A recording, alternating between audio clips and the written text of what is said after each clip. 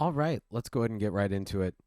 So, Sweeter Things is a slower, more melodic and lyrically driven piece. And this is kind of a jazz waltz. And if you look in the top left corner, it is going to be swing eighth notes. Um, and so for this, we're actually going to be starting on beat 3 as a pickup. Our right hand melody, just take right hand alone for me. We're going to go 1, 2, 3, and 1. And what's kind of neat is it's this 3-note idea. And then we just take the exact same idea, keep the exact same shape of the hand, that 5-4-1, and we're going to shift it to the left, 1 note. And then look at this. We're going to shift it one more time. It's all 5-4-1, move, 5-4-1, move, 5-4-1. Then we're going to cross over here with a 2. Now here's a couple grace notes.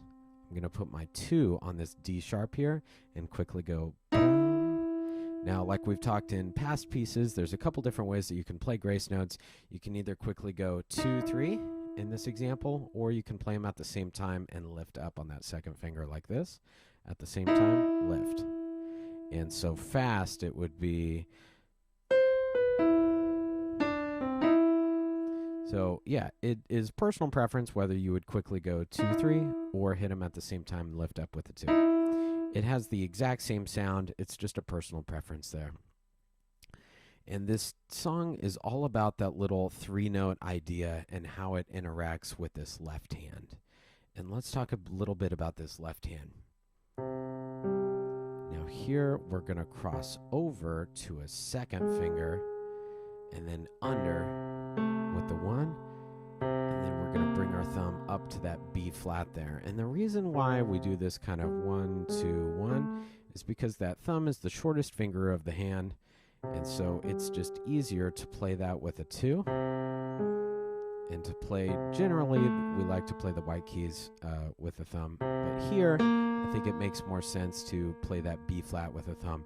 And so if you notice what I'm doing, over with a 2, under with a 1, and then when it's time for that thumb to hit the black key, I move into the piano. And that's because that thumb is the shortest finger. That'll make up for the distance. Go into the piano to hit that. Be very comfortable, and now we kind of come back down. This is chromatic motion. This G, A flat, A natural, B flat, A flat, G.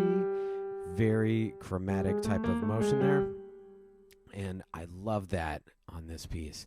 What's happening with that 5 finger, this is in music what we would call a pedal. And it's different than like a damper pedal or a sustain pedal with your foot. This is a harmonic pedal. And what that means is that there's just a bass note that doesn't move. So in this example, it's just C. That's it. And then other chords happen over it.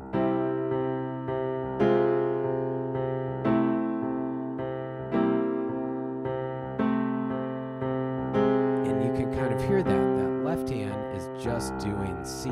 C, C, C, C, C, C, C, C, C.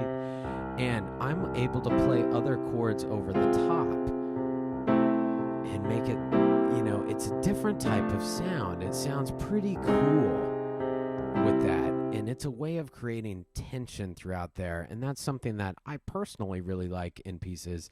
And so I included it on Sweeter Things. Be careful when you play this. I really like this piece, and it's easy for that left hand to overpower the right hand, especially when you have the sustain pedal down. And so remember that the melody is always the most important thing. You want the balance to be in the right hand's favor. You want your right hand to be about, 65, 70% volume, and your left hand is only 30% there. You can hear the difference in hand volume there. It would sound different if my left hand was powerful.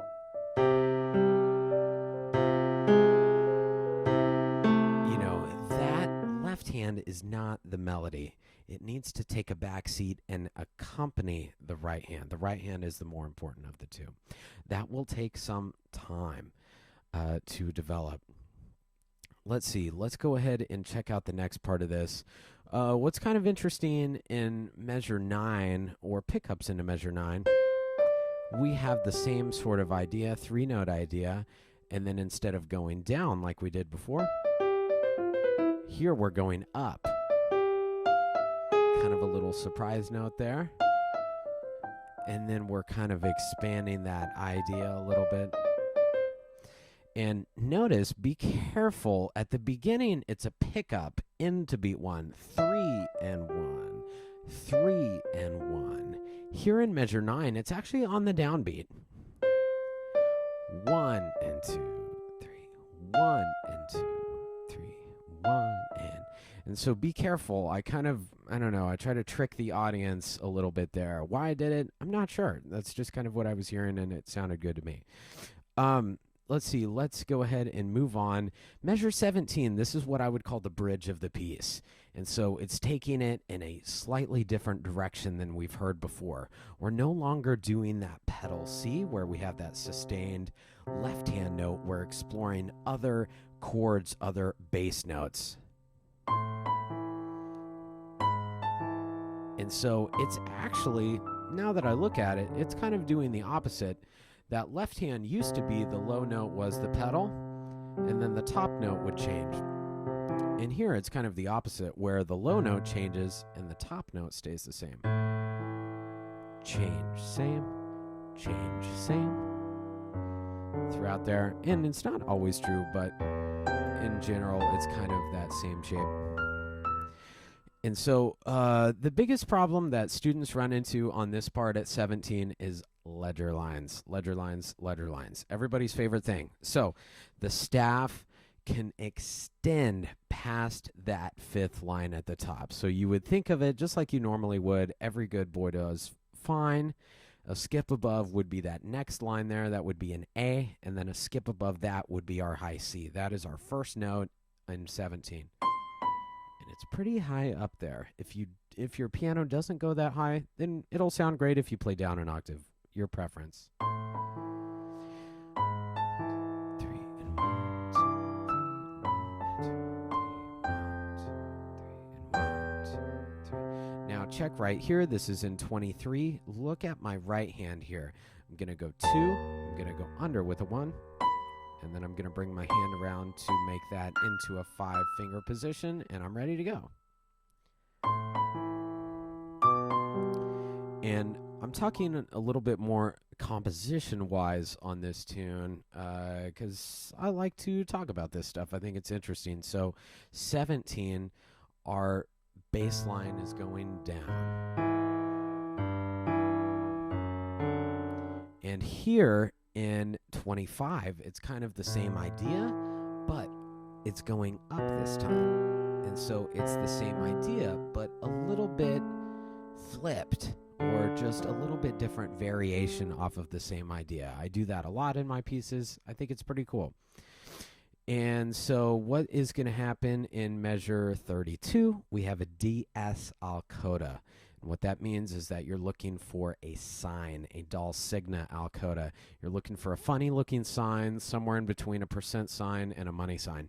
That's going to be the very first measure. Notice you do not play the pickups at the beginning of the piece. There's pickups already written in measure 32. I've already taken care of it for you. And then here's 32, 1, 2, back to the beginning. And this is all the same. Everything is the same. Measure 16, we have a 2 coda sign. That'll take us to 33. We're going to look for the crosshairs in 33. And this is material that we've seen before, but with a little more notes in the left hand. Instead of just doing single notes here, I've chose to do an additional chord or an additional note there just to fill out the harmonies. And so we'll repeat that actually 2 times before going on to measure 37. Let me play that for you.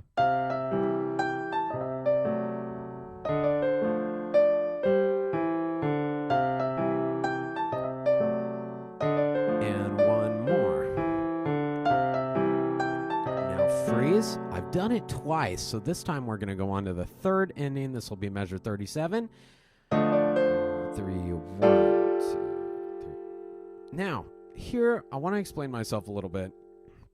Why did I decide to change time signatures the last two measures of the tune?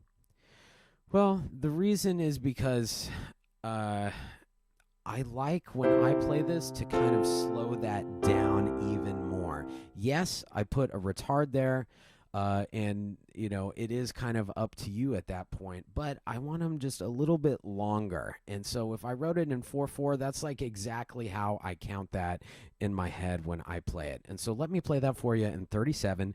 1, 1, 2, 3, 1, 2, 3, 1, 2, 3, 4, 1, 2. So it's a way of kind of writing out that retardando there going into the very last chord. It's just kind of a way that's the way that I was hearing it. I like it just a little bit longer, and I hope that that helps students and teachers. All right, that will probably wrap it up for Sweeter Things. Thanks for joining us. See you next time.